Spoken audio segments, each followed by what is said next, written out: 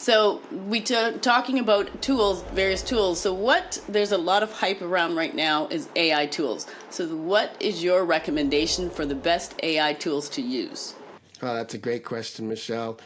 And well, first I'll say this. What you shouldn't be doing is jumping around to different tools. The best tool is the one you're actually using.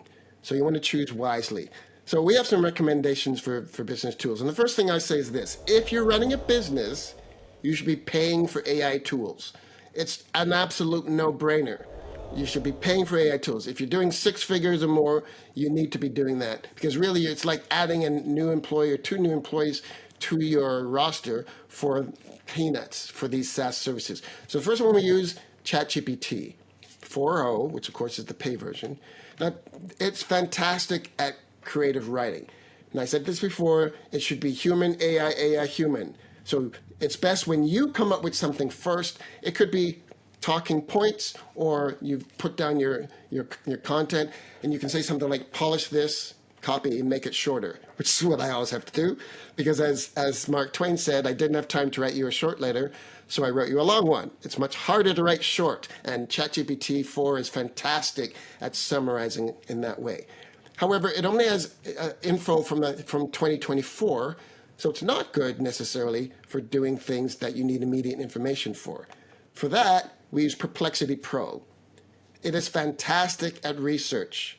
It's fantastic at finding information if you want to find out about a person, if you want to find about a product or service. It will pull all the sources, and the way it structures it into a cohesive narrative is really powerful. I love that tool for research, and it does pull things in real time from the internet. So again, you have stuff, it knows what's happening today, as does Grok. That's one of the ones we use. Mostly I use Grok in X, formerly Twitter, because it pulls things as well from there. So that's what we use that one for specifically. Another fantastic tool, Notebook LM. It's part of Google's workspace, and it leverages Gemini. But 2 things it does that are really powerful. Notebook LM will allow you to put in sources, up to 300. Now, many of them can be Google sources. In fact, it directly brings in Google YouTube videos, docs, and slides. But you can also bring in websites and just text files, again, up to 300 of them. So we use them when we're dealing with a client, or even for the show. We'll take all the info for the client or for creating a video, everything we have from them, their website, copy they've written, everything like that. And then we'll ask Notebook LM to aggregate or do whatever it is we need to do, create a script from that, create an assessment from that, whatever it might be. But it's bringing in all of their assets, and it therefore knows all of those things.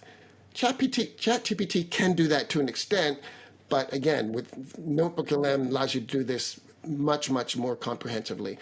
And the second thing it does is it will create a podcast based on that information using like an interview. So there's 2 voices. And first of all, they sound great. So there's no inflection mistakes and anything like that.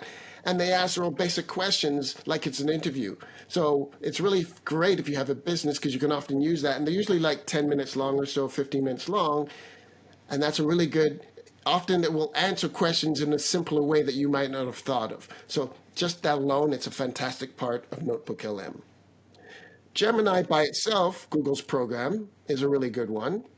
Gemini 2.5 Pro. It's really good, I find, at long sort of research type things and deep dives. Again, ChatGPT can do that too.